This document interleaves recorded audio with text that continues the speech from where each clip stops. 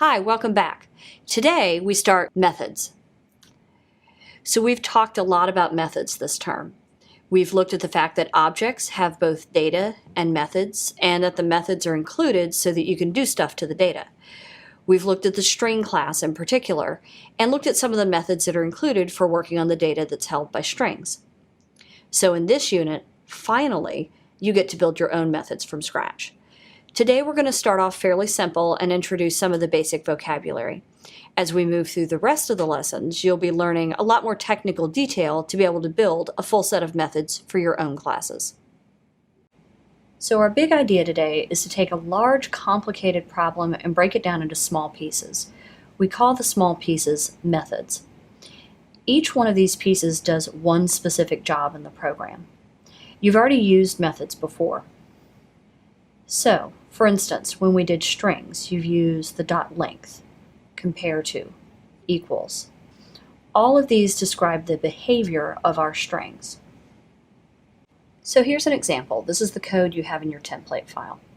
Now, main should look pretty familiar. We have a system.out.println, another system.out.println, but there's a new command here called doStuff. And if you look above main, this is the code that actually creates the method or command called doStuff. So let's run this first and see what it does. All right, we compile and then we run. And notice it's just following the code along. So the first command we hit is println. This is in main, and that's the first output statement right here. We have doStuff and doStuff, which just says this is a method. So that's output 2 times. And then down at the bottom, it says main is a method too, which we have right here. So basically here, our method is called doStuff.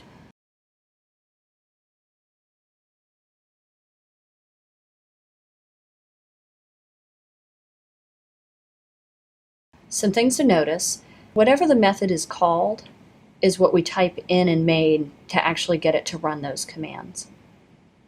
Now, I could add a lot more stuff up here if I wanted to, maybe some tricky processing, some more output statements. And every time I type in the word doStuff, Java basically pauses main, goes up here to the command doStuff, and carries out whatever commands are in between the curly brackets here. Now, the last little line here, main is a method too. We've actually been using methods all year. That's true. The main method is what Java looks for when we actually run a program. But it's the same basic setup. So we've got public static void, and then the name of the method comes right after that. Main is always called main, so Java knows what to look for it. doStuff I could call anything.